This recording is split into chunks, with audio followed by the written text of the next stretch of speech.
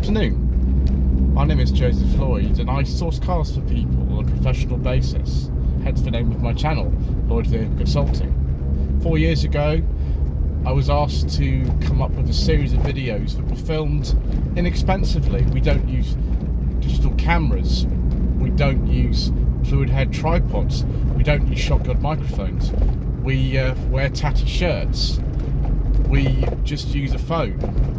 But we look at cars that you can buy for a budget up to £1,000 only, and we very much enjoy ourselves. These are cars that might be in cosmetically bad condition. You might see oil leaks, rattly dashboards and cosmetic imperfections, but we go all over the country and we find these very inexpensive cars that you all seem to enjoy watching.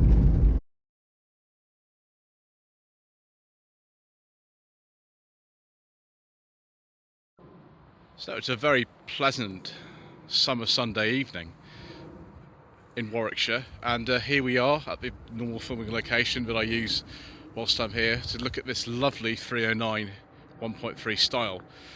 In comparison with the early GE or XE models, this is actually quite well equipped. It's got full wheel trims. We've actually got some fabric on the door cards as opposed to just vinyl. We've got a rear wiper. I mean, this could be a luxury car in comparison perhaps with the early 309s. I'm not sure we've got so many blanking plates on the dash either. So this is a facelifted car. Facelift occurred about 1989. This is 1990. And it does require some welding. This car isn't perfect, but actually it is pretty good. This is why I was at the Concourse, the Festival Exceptional, which you would have seen back in July. One thing I don't like about this car is, although we've got a better boot lip than the pre-facelift cars, it's still really awkward to open the boot. You've got to put your finger in there. You've got to put your hand in a specific place on this sort of slightly flimsy feeling plastic to open the boot. But there we go. One thing that you'll be telling me, most of you, is that we have this very strange arrangement of the parcel shelf where part of it is actually up here, just to plug this little gap. Separate reservoir here for the rear wash wipe, which you didn't get on the early base models. We've actually got a very innovative way of folding the rear seats. This is something in a car much later, where, you know, most cars you have to sort of you know, reach in, this being a 3-door, reach in and fold it from the inside. Well, this, you pull those two things there and put it flat down. Unfortunately, this hasn't got a split folding seat. It's a one-piece bench, but that's okay. For memory, I think with these, like a 205, because this is just a lengthened 205, and it does share the same doors with a 205. The spare wheel will be under the floor. Got a nice Haynes manual in there, which is good. There we go, and we have the 1294cc Simca Poissy engine in this, or the G1A, I think it's called, which dates back to the 60s. Strangely enough, when they facelifted the car in 1989, and they had the TU engines available, the old Simca Poissy engines remained in production alongside the TU engines, which is very odd, and they were replaced in this country in 1991, and in some other places in 1992, with the upcoming Euro 1 emissions regulations that came in January 1993. So yeah, we've got a nice side stripe on here. You could get a 5-door, of course. This is a 3-door. And compared with the earlier ones, like sort of 86, say a XE or G, we've got a fully trimmed door panel on this, particularly because the 3-door with a very long door, and the dash is completely different in this. Not only do we have a clock, which is amazing, we've actually got a radio with a tape player, and it doesn't look nearly as bad. We've actually even got a cigarette lighter. You know, this is the base model of the style, which replaced the sort of XE and G models of the facelift, and it just looks a lot better. The dash is still cracked. I mean, the dashes on 309s aren't known for the sort of best quality or anything like that, but it just feels like a much sturdier construction. It's not maybe as individual, and I'm told actually that on the higher models where you've got a rev counter, that's where the digital clock would be, but it just says 309. On the earlier cars, where the clock is, you've got a nothing. You've got a Peugeot logo, which isn't so good. Even these stalks have been changed. These are, I think, sort of later 205 type ones. The earlier ones were a little bit flimsier than this. Choke lever is here, although I had to use that today. Yeah, very typical sort of Peugeot ignition barrel of the time. Still got blanking plates, but not nearly as many as on the pre-facelift cars. We've actually got a glove box, unlike the early GE models. I'm told I have to be really careful with this glove box. I'm just going to leave it open for the secret mission document test. So we've got somewhere to put things on top of there. If you're a cup of tea, if you're Mr. Registered Reviewer is driving, who has driven the 309 on his channel. And down here we've got actually improved gearbox. This is the B3 gearbox, which feels to be very similar to an R65 Rover gearbox, which was co-developed with Peugeot Citroën, and would have come out the same year as the facelifted 309s in the 200 Rover R8. And that lasted a long time, until I think 2003 they were used in certain MGs and Rovers. But yeah, very, very, very big door pocket, absolutely huge, and internally adjustable mirrors, which is good. I'm going to get in the back because Mr. Manning for the Matty's Cars channel requires that I do with things like this. The lever's right down here, and it lifts up. Very familiar. If you're near 205s, it's all very familiar, isn't it? The floor panel is the same, although it's stretched, and the doors are identical. So yeah, that's not going to cause me too much in the way of pain, I don't think.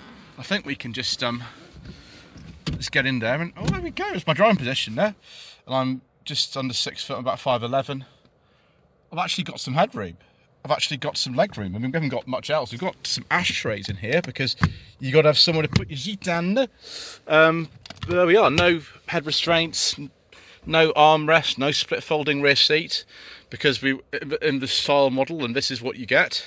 But yeah, it's fine. You could go a fair distance, like this. It's all right. Although 5 doors are a bit more practical than this. Okay.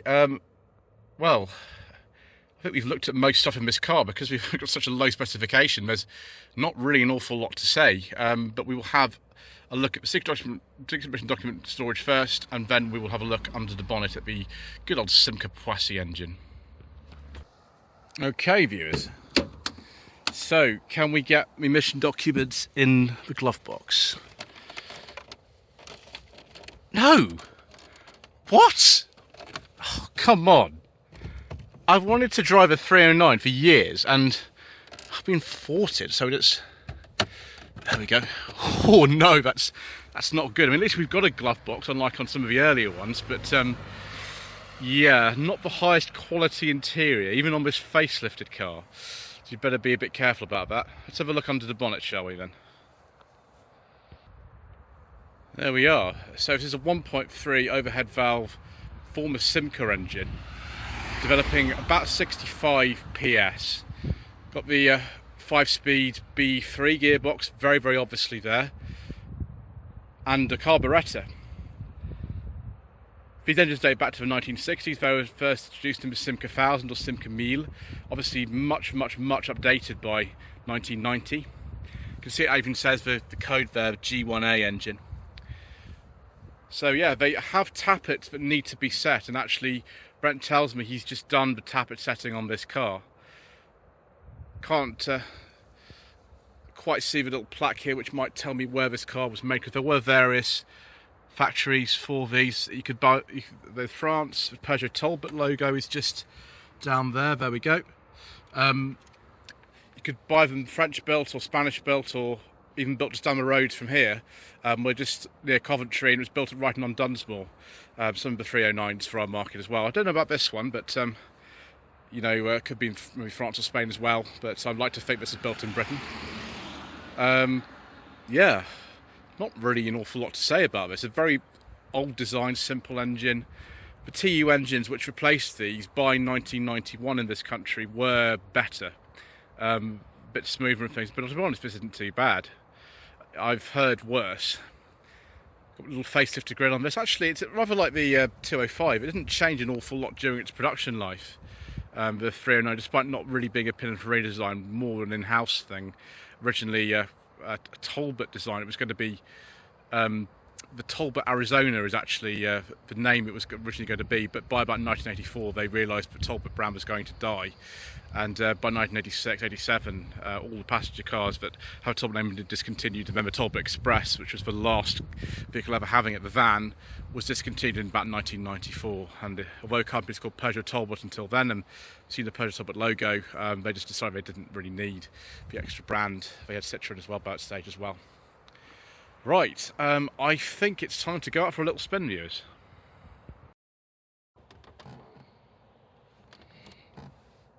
So, when the car was launched in this country in early 1986, the base engine was a 1.1, which had originally been a Simcoe-Poissy engine with 55 PS. The other engine available at the sort of bottom of the range was this 1.3, which again is an old Simcoe-Poissy engine known as the G1A, and this developed 65 PS. In 1991, both engines were replaced. I'm not even sure they made a 1.1 TU version of the 309 in this country, but it's, in some countries you get one, which developed 60 PS. Actually, those engines started becoming available with the 1989 facelift, so I don't know why Peugeot decided they needed to have both engines in production at the same time, but by 1992, 91 in this country, they discontinued all the old Simcoe engines. The other TU engine available was a 1.4, first with 70 horsepower with a single barrel carburettor, and then later on with fuel injection, 75 horsepower. All of the manual facelifted cars got the B3 gearbox with reverse down to the right, as opposed to the earlier B1 gearbox with reverse up to the left and a little collar.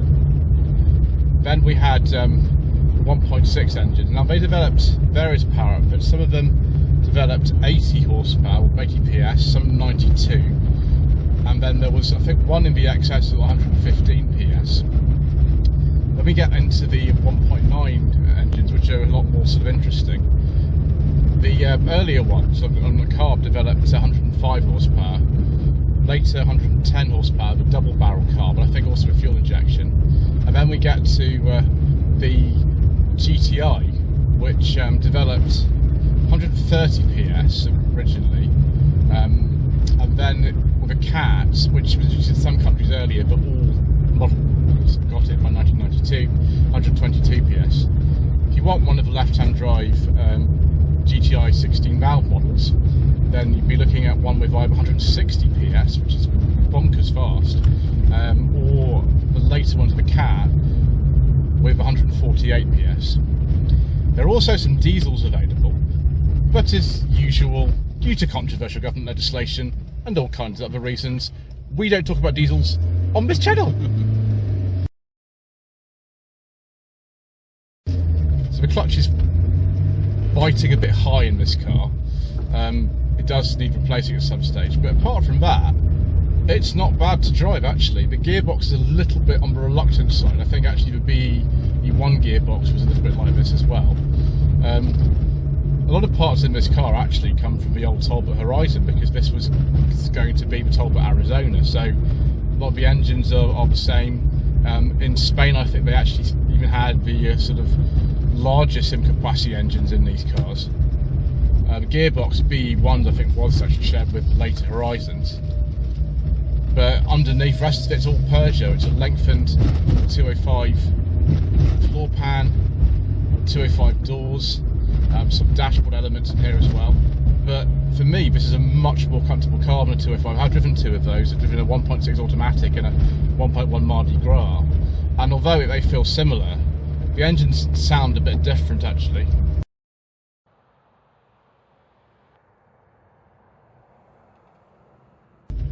Typical no budget reviews here as the mount came off the windscreen. So yeah, it feels like a 205, but just to me nicer. Obviously the styling is possibly not to everybody's taste. It was an in-house job on these, in comparison with the 205 that was done mainly by Pininfarina. So we'll let this lady out of here. So yeah, about power steering, even so, it's actually quite nice and easy to drive. The clutch is a bit of a problem. It's biting really hard. It needs replacing.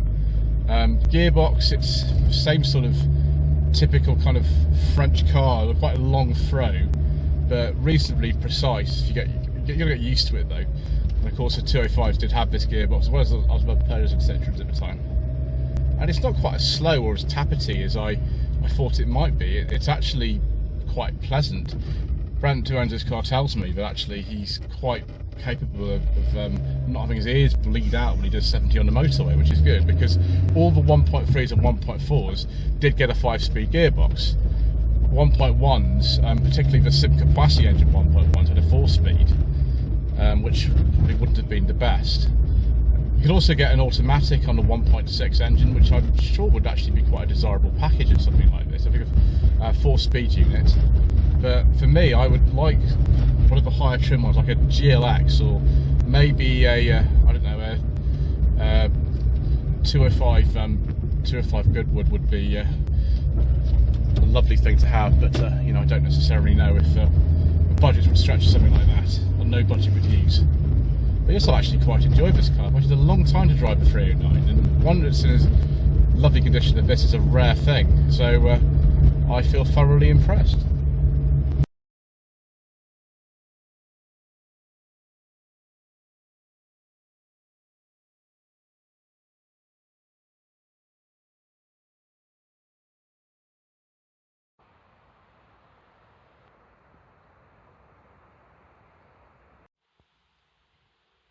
So viewers, let's look at some Peugeot 309 trim levels, since I know it's been a sunny day today. The base model of the car was launched varied on whether you had a 3 or 5 door. The 3 door model started with an X and the 5 door model started with a G. So we had the XE and the GE, and then the XL and the GL, and then the GR, the GLX, the GRI, the GR Profile, the GTI. The GTI 16 valve was not sold in this country, actually, unfortunately, because it looks like it would have been good. And the lovely GTI Goodwood, that was a special edition right at the end of production, with grey wheels and the green paint. I love the GTI Goodwood. We also had a lot of other special things, like the XS, which was I think a sort of 1.6 that was just below the GTI. All the GTIs, by the way, with the 309 with 1.9s, unlike the 205. Had the Sunseeker, the special equipment, the Vital or Vital, the Zest, the Trio, and then the automatic was this model on its own. It's roughly equivalent to like a sort of a GL, I think. They were built in France and just down the road right on Dunsmore, in Spain, in Chile, and then a company called Premier Automobiles actually made the 309 from 1995 1997 before they switched to making Fiats again. So yeah, there was something made in India, which is interesting. So viewers, should you consider a Peugeot 309 for your hard-earned budget up to £1,000? Well, this car actually cost, Brent, I don't remember exactly when it was, recently, about £1,100. So we're well within the territory of no budget reviews for a car like this. Obviously this has been improved a little bit since you got it. But yeah, if you can find one that isn't rattly, if it's not falling apart, it's not rusty, and bear in mind these cars are now over 30 years old, all of them, then I don't see why not. I actually prefer this to a 205, but don't say that too loudly. Anyway, thank you ever so much indeed once again for watching. Please don't forget to subscribe to our channel, like this video, and leave a comment below, and we shall see you again very soon for some more inexpensive motoring.